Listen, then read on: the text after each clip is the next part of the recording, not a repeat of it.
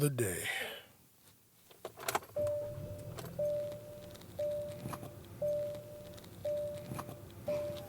All right, let's ride.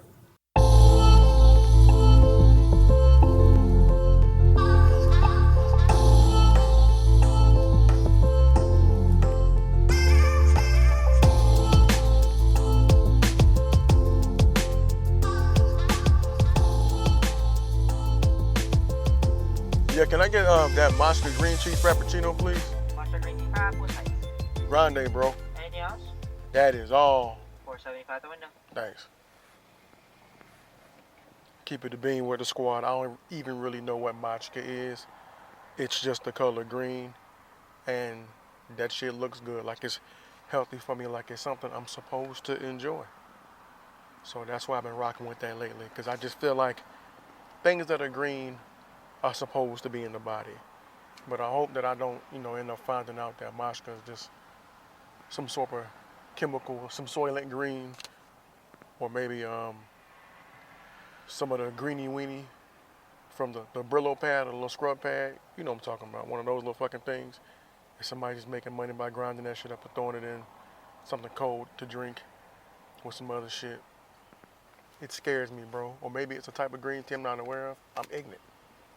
Somebody just paid for shit without knowing what's going on. And this turn looks a little vigorous.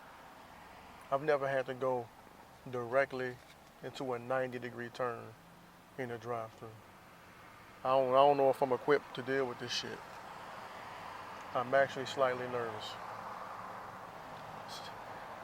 I don't want to wreck my car. And I'm weird with my money. This shit is on the left-hand side. It's like super weird. I think I got it. I think I might have made it. That's a B475. There you go, Bo. There you go. Appreciate it, homie.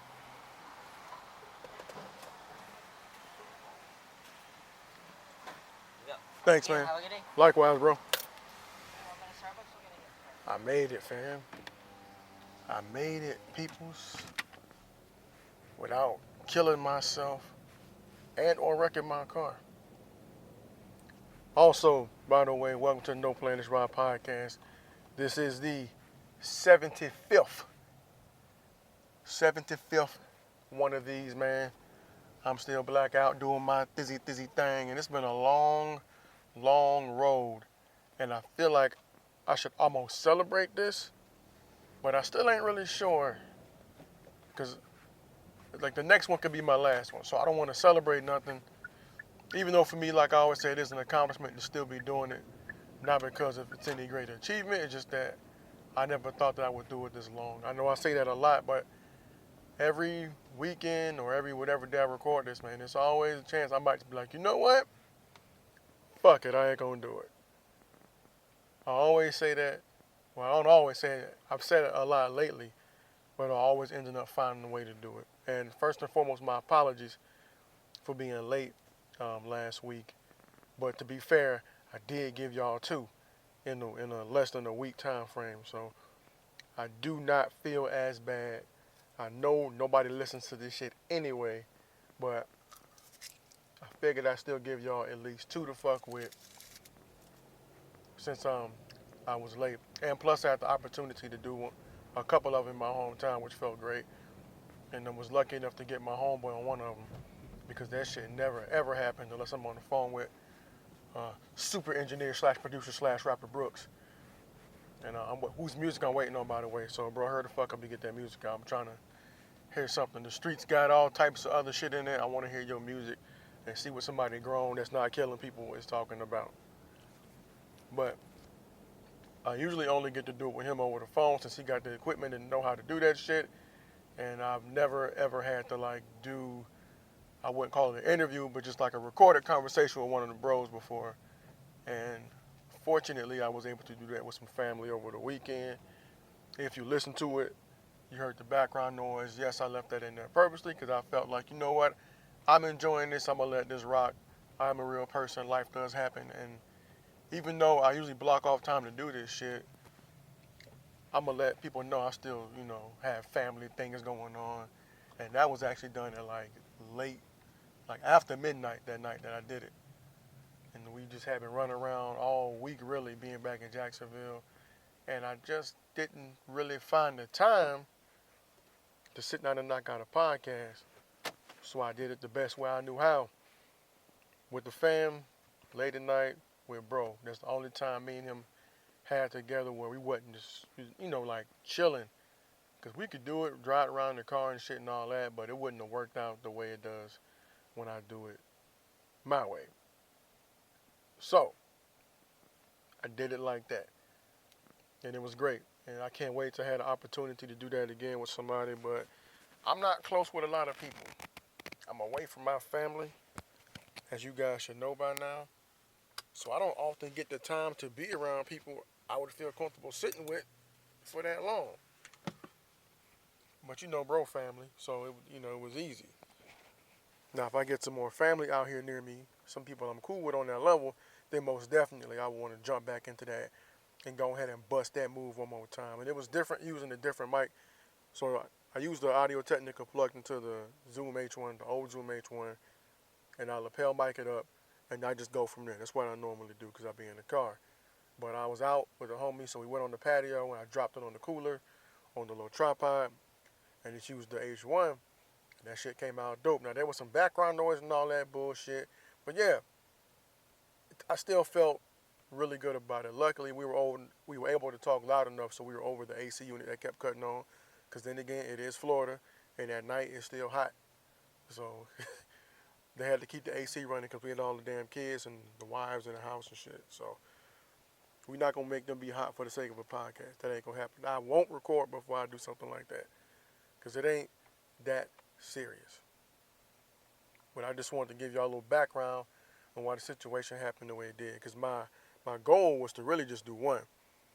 But I ended up doing two because I panicked.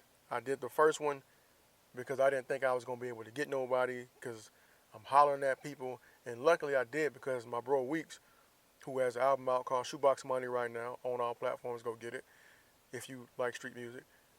But I thought that he knew when I was going to be in town, and unfortunately he drives trucks and does other shit. So we had the time frames flip-flop, and he couldn't meet me to set it up to do with everybody else. Then the other bro had a basketball tournament.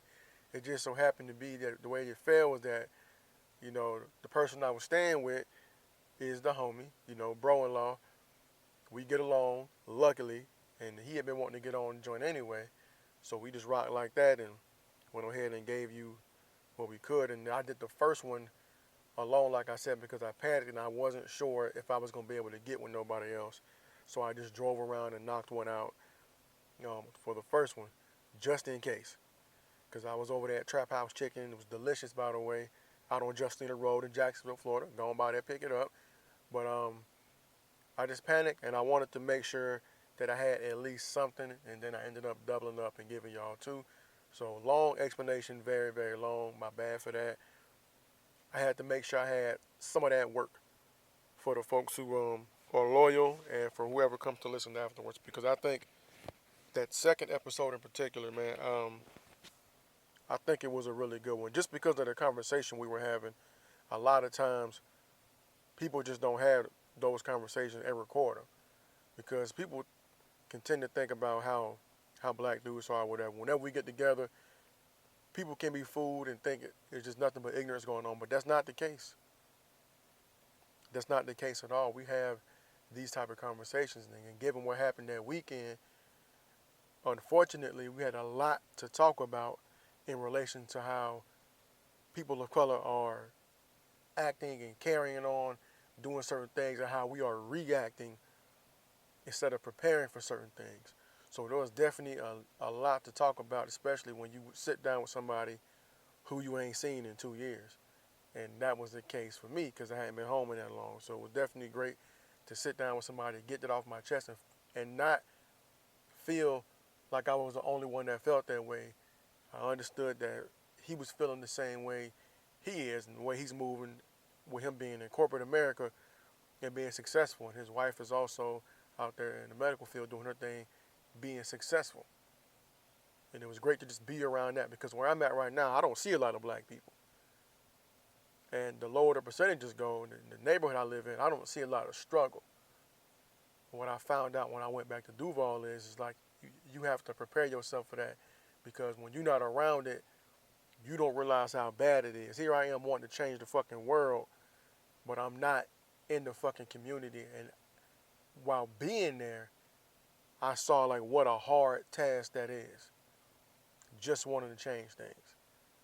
It's not as easy as you wish it would be. Like I can get in the community and figure it out. I realized it when I said it to the older gentleman I met at the ragtime bar by the beach. Like you got to be embedded every day. And for me, I'm doing my thing professionally right now. But once I transition from this, that's what I want to do, is be somewhere where I can be embedded in the community, making shit better. And since I can't right now, I have to focus on catching young men, young black men specifically, where I'm at now. In the capacity that I work now, I have to catch them where I'm at. I can't be where I want to be 100% right now, but where I'm at, I can definitely affect change and try to make people see a different way or push them in the right direction. And if I can't help them, then shit, I can learn from them how I can better help people similar to them. Because we can't be Superman and putting the cape on, help everybody. Personalities don't match up all the time, and the things you say can rub people the wrong way. But I will definitely learn through failure in the future. So that's what I gotta do in order to get to where I feel like I need to be, as far as me doing my thing to make things better. Because I just want the team to win. That's it. Everybody can't be Steph. Everybody can't be KD. Everybody can't be LeBron. Sometimes you need Charles Oakley. You need Kurt Rambis. You need Draymond. You need Robert Horry at the end of the day to come in and make these plays and make shit work.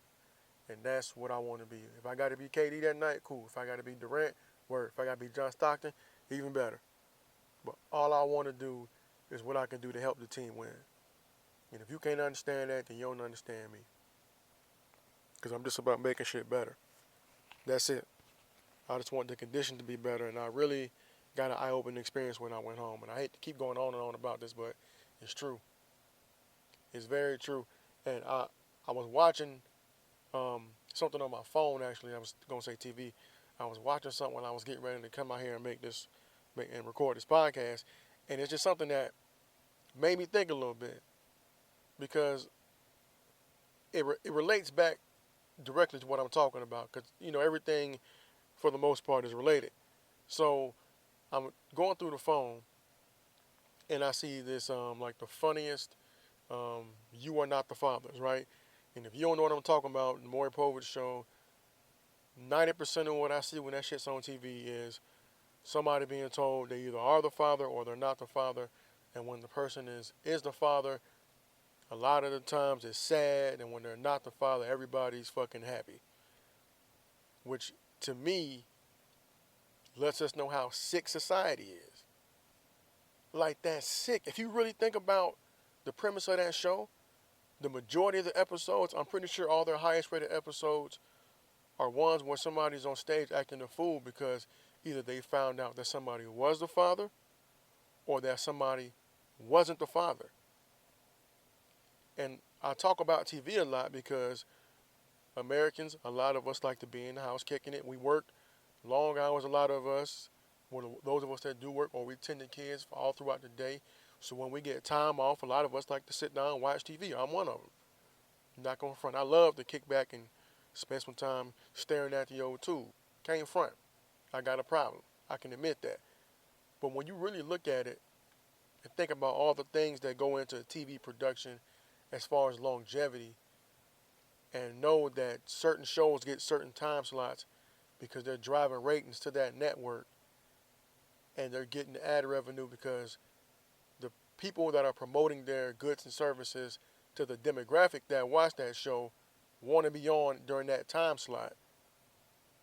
It's insane that what's bringing everybody there is people finding out that they either don't have the responsibility of parenting a child and everybody's happy about it, or they do have the responsibility of parenting that child, and a lot of the time they're sad. if you really sit back and think, it's fucking insane. It's sick. It's sick that that's what's celebrated in our culture. And that's why I was saying what I said maybe a podcast or two ago. I know definitely the last two, because everything that happened with Nipsey just had me thinking, and me just being at home and just being where I was at, it just made me think like this shit ain't working. And I know I said it. I posted something on my personal Facebook page. I posted a picture of the word illogical in the definition because I just wanted people to see it. And I didn't explain it. I just put it up there, and nobody really said anything, maybe one or two.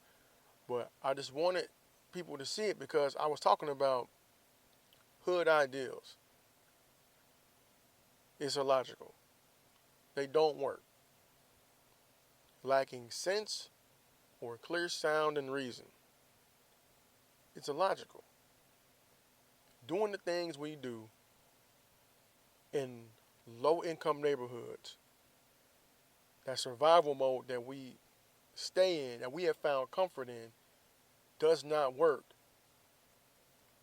Outside factors be damned. I'm not talking about outside factors. Y'all know how I feel. I'm a huge conspiracy theorist. I always say rich need poor, all that shit. Cool. We should know that by now.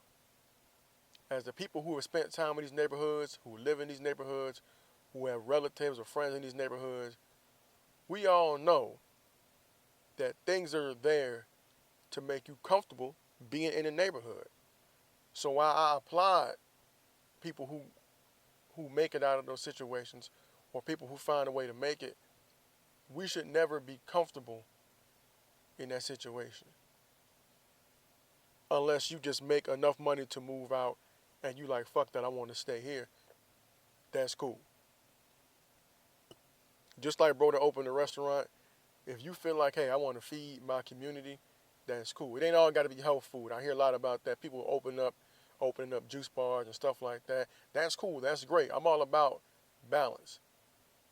Because if I'm being honest, if you go to the average low-income neighborhood where I'm from and think you're going to open up a healthy juice bar and get some money in there and get a lot of traffic, people going to look at you fucking crazy. And not everybody eats that shit all the time. You have to do that in certain places where you're like close to like a gym where the mind state is different. Unfortunately, it's not like that now. So am I upset that somebody's opening up a chicken place right there?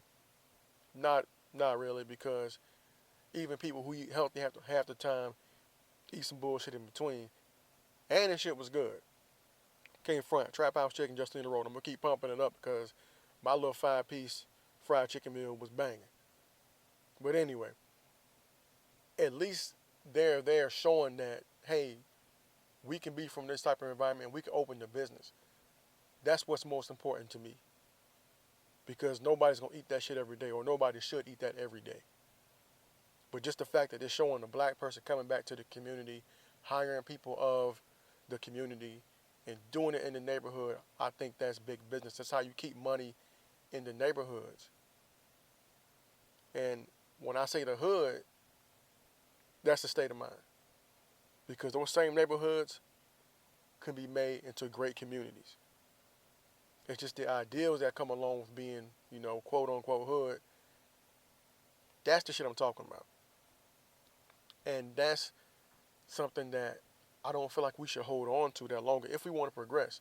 Now, if we find with shit being fucked up and having all these complaints and all these emotions and feelings about how we feel like we are treated as people in the community, black, brown, white, whoever, who live in low-income areas, if everybody's going to raise their hand and say, no, I'm satisfied with this shit is cool, then shit don't need to change.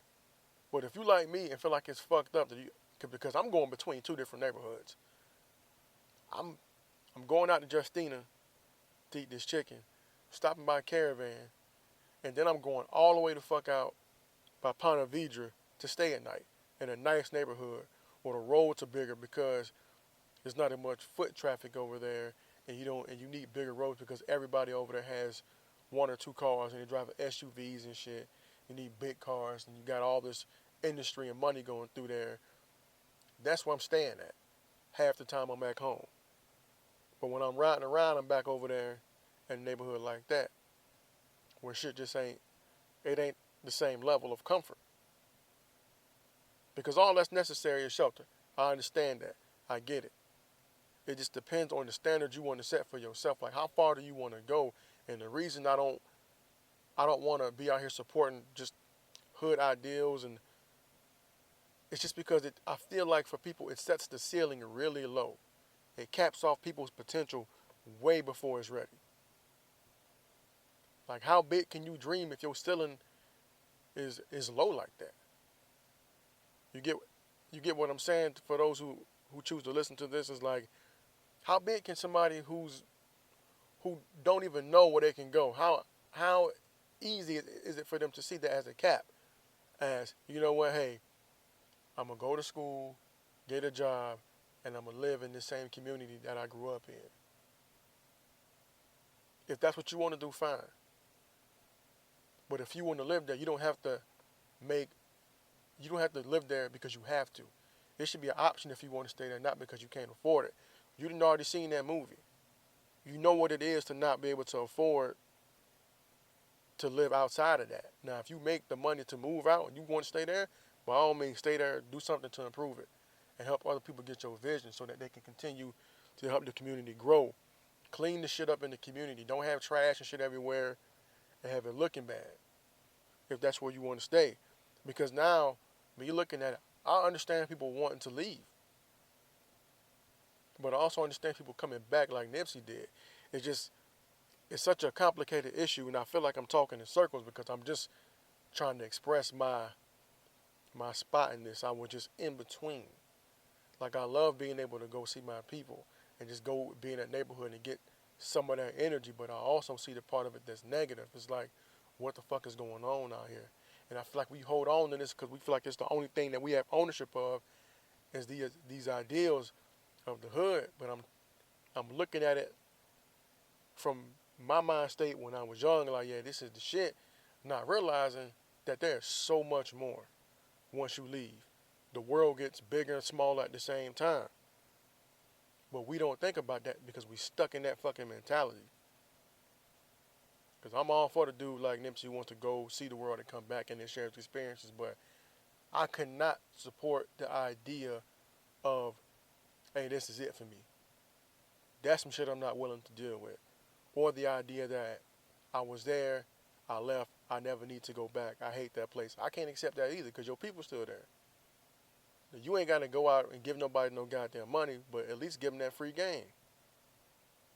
At least go look back and give yourself a reminder why it's so important that you continue to do what you do and you continue to be an example. Because people don't know about just life in general. You know, you growing up, there's only like fucking 4 or 5 jobs people want. You want to be the president, you want to be an astronaut, you want to be some type of sports, some type of athlete, singer, actor, whatever you see on TV. We don't realize that being the superintendent of X, Y, and Z, being the manager of this business firm, that being a hospital administrator, you don't have to be the nurse or doctor. There's other jobs that you can do related to a field you may like. You know what I mean? It's one of those things that we don't think about when we're young, and then next thing you know, motherfuckers grow up and realize this world is theirs now, and they got to do something with it, and they don't know where to go. Because if they're stuck in that situation where knowledge hasn't been passed down to whoever's been raising them or whoever's in their circle, they stuck. And you can say what you want about what I'm saying, but the proof is in the fucking pudding, because the hood still exists. I feel like they call that shit projects for a reason. It's a long-term experiment, and it's ongoing. I don't even have to prove my point, because if you can go to any neighborhood or any city, just about, and there's one right there for your ass. It may not be black people in there. It may be white people, Asian people, Hispanic people, a group of people that are foreign, but there's one in damn near every city. And if you don't break the cycle at some point, it's going to continue to be that way. And I just felt fucked up when I was at home because I'm like, I want to get out the car and just go talk to these people like, hey man, what's up? What you want? But then it's like, what can I say to you if I ain't here? If I'm not around? So I got to catch them where I can catch them, man. If that's at work, when I come across one of these young folks, man, that's what I'm going to do. That's my goal in life, man. Find a way to help people out and make shit better. Because I just want the team to win. That's my mentality. I just want the team to win. I don't know. It's just be on my brain. So I get on podcasts and go and rant about it. So I'm going to figure out a way. I'm going to figure out something to make it work. But just being at home and the shit that's happened this past week, bro, is just got my mind elsewhere. And referring back to Nipsey Hussle, man, it's great to see him being honored all over L.A. That's beautiful to see that brother being honored. And people really got to watch their mouth. I hear people saying stuff about it. They don't know much about him, but they kind of think of it like, well, who is this guy? Why is he getting all this acclaim? Before you go to open your fucking mouth, do some research and figure out who this guy is and why it's important that there's being gang truces had because of this guy's death. I'm seeing videos with Bloods and Crips right next to each other, cooling. I seen something the other day about the Rolling 60s Crip and 8-Tray Gangsta Crips trying to call a truce and trying to maintain that shit. And for people who don't have an interest or don't have any awareness of that culture, that's fucking huge. That is really big. We talking about decades of fighting, decades of murder, people being beat up. That's just a long-standing beef. And I don't mean to compare it, but think Palestine and Israel. That's the most simple thing I can say to make people understand how bad shit was between Rolling 60s Crips and 8-Tray Gangsta Crips. Both were blue, both affiliated with Crips and all that, but just the violence and the beef and just the discontent between the two of them, those two groups, was ridiculously bad. And I don't come from the gang culture, but I do what I can to find out about it because as a kid I was interested in it, like really interested in it. But as an adult, like I see what it can do to a community, and that's why I say things when I see people trying to pick that shit up and they want to start it. That ain't what you want. If you're gonna really be out there doing it, that ain't what you want. And that's why this is so big. So hopefully people in these other cities, I think it was I want to say Baltimore. I think it was Bloods and Crips in Baltimore had a truce over this shit. They ended up naming that cross section after Nipsey Hussle too on Crenshaw, and then they even have a mural for him in the Fairfax Mall. That's big. That's how important this individual was. Like shit stopped because of homie. Like I'm telling you, like things stood still when this guy passed away, especially the way he was taken out. They say Nick Cannon's gonna jump on and finish this Dr. CB documentary that Nipsey was working on, but hopefully after that somebody gets together and they start on this Nipsey Hussle documentary so people can really see who he was. And if you don't believe me, go check out all the interviews and see what he's talking about, and that'll give you some more background. He's a great guy. Now, I've been going on and on about it, and quite frankly, I didn't think I would be talking about it this long or feeling the effects of it this long, but just seeing that this guy's reach was bigger than even I knew. And I've been following Cuz since like 2010. I've been trying to put people on this music for a long time, and I did not realize how much admiration that people had worldwide, nationwide for this cat. And it actually blew my mind. But I'm going to move on. I'm going to talk about sports to get my mind off of that. But real quick, before I get into sports, Julian Assange, his asylum, that shit is a wrap. And this is the dude that helped Chelsea Manning, who was whatever Manning, when he was a male. I forgot his male name, but when he was in the army, they were he was stealing information and I guess filtering that shit to Julian Assange, and he was publishing that shit on WikiLeaks. But he is now being held in London, I believe, and he's about to be indicted and probably tortured and killed like a motherfucker.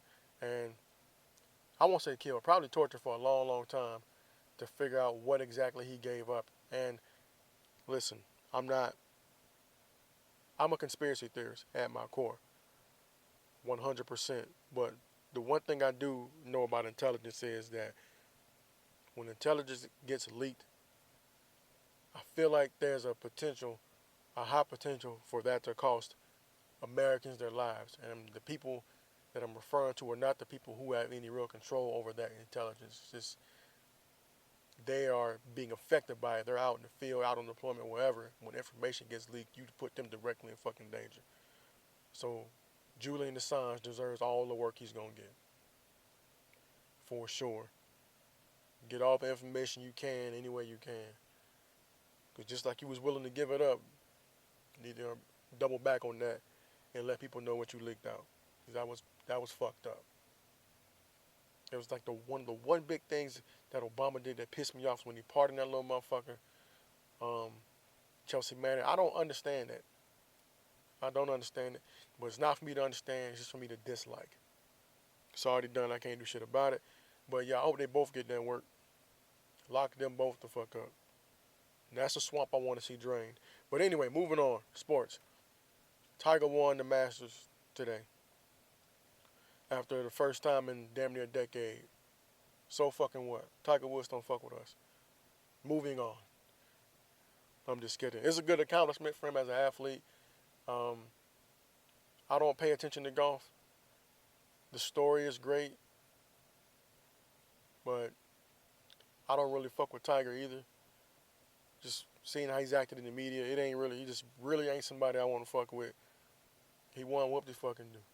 Took you long enough. All that goddamn talent you let go to waste. Moving on. Los Angeles Lakers, like I said a couple of podcasts ago. Lost fucking Angeles Lakers. Magic Johnson stepped down. And as a Laker fan, that's not something I want to see. A Laker great having to step away from it. But I'm going to trust his judgment on this. If he felt like that was the right thing to do for the franchise, more power to him. Let's hope that next year's better. After that, they turn around and fucking fired Luke Walton. Goddamn. After that, Luke Walton turned around, got a job with fucking Sacramento Kings. Good job. Now, you brought a guy in to help us win. That didn't fucking happen. He got hurt. You end up firing the coach that you ran and raved about. He's now going to a rival team in the same exact fucking conference. Good job. If he's a good coach, he's going to point out every weakness, every strength on our team. Fan-fucking-tastic. Now we're looking for a coach. Now this is the part where shit in my brain is iffy because with shit being a mess, who do you bring to this team to rein everybody in and make them productive again? How do we fix this, Los Angeles Lakers? Because you got to get a bad motherfucker to come to LA and deal with that shit. You can't just go out and get anybody. Whoever you get better be a bad motherfucker. I believe I heard Monty Williams' name thrown around. I'm with that. He's experienced, been around. I'm cool with that. But get somebody who can get these young guys to go. Figure out what you want to do with them. Whoever's coaching them, please let them run, because that seemed like that's how they were at their best. Let these guys run. That's what they got the. That's what they have the makeup as, a team that can run. They can score. You got lines on them moving the ball. That's if you're gonna keep the team together. There's no way in hell if that's me if I'm getting rid of all them people I just drafted who spent time in the league. Nah, LeBron got to go. If I'm trading anybody of note, it's LeBron. Top 3 greatest player of all time in my opinion. But if I'm trading anybody, it's LeBron. Sorry. If I'm trying to get somebody else to come in there, trading Bron. But we should have some free agents coming this summer. Kawhi, he don't know what he want to do yet. KD still around. Kyrie, we don't need Kyrie. We got point guards. I believe Alonzo, damn it, he just needs somebody to pass the ball to. Somebody else. He got a few people around him now, but I believe Alonzo. I'm still rolling with that. I'm going to down that hill, man. Got to. But yeah, shit with the Lakers is all fucked up right now. Hopefully somebody gets in there and they can fix it. But we shall see. D-Wade, Dirk Nowitzki both retired. Both former finals MVPs. Dirk, I believe, is a regular season MVP, one-time champion. D Wade is a one-time Finals MVP, three-time champion, both multiple All-Stars. Both will definitely be in the fucking Hall of Fame. They will be missed. I'm interested to see what both of them do outside of basketball. I really want to know what they do. And I'll be keeping track of that as best I can since I won't be in the country anymore. But, yeah, that's all I got for sports, man. The Yankees got their ass whooped by the White Sox, got swept by the fucking Astros. I was pissed all goddamn week. But that's it, man. LA's fucked up. Tiger punk ass won the Masters. And D Wade and Dirk gone. But tonight, Game of Thrones comes back. I'm excited. Please don't fuck up the show. I know this episode is going to come out Monday morning. But when you hear this Monday morning, if you know somebody on the East Coast, tell them not to fuck up the show for their friends on the West Coast. Now, I know your social media is your social media. You can do it whatever you want. But think about the homies out west, man. Think about us. We don't want to just scroll through Facebook casually while we're waiting for the show to come on to see that you done put the whole goddamn storyline up there and fucked it up.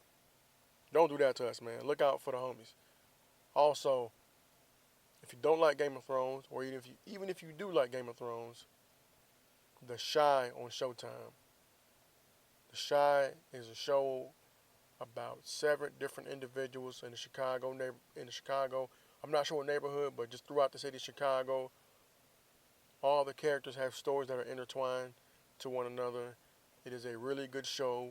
It's a Lena Waithe creation, so you know what's dope. If you don't know who Lena Waithe is, get your shit together, find out who she is. But she's a writer. She is dope. She's really good at what she does. Check out The Chi. It comes on Showtime. It's an hour long, but it's great. This is one of the best shows I've seen in a long time. It's fucking wire level. I'm telling you, it's a really, really good show. So check that out. And I think that's it for me. I'm going to go ahead and shut this down so I can go prepare for Game of Thrones tonight and The Chi tonight. Try to figure out a way to mash all this shit into one weekend. Y'all be easy. Stay breezy. If you want to holler at me, noplayintheshrine@gmail.com. Noplay247 on Twitter. Capital N, lowercase o, capital P, L-A-Y. If you need beats, if you need your shit mixed, my homeboy, Brooks. I'll put the link to his SoundCloud down there every episode. So it's Brooks on the Beat.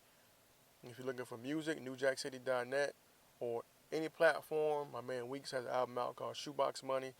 Him and Goon, it's one of many albums he has out. If you like street music and it's not going to make you go do nothing crazy, you can just listen to it as entertainment and move on, go get that. Also, if you like Griselda, Westside Gun has an album out right now called The Fourth Rope. Go check that out as well. I'm like 3 songs in. Actually, I'm like 5 or 6 songs in. Really dope. If you like that type of shit, Griselda presents. It's good. Go check that out. Y'all be easy, greasy. Don't spoil the fucking show. Peace.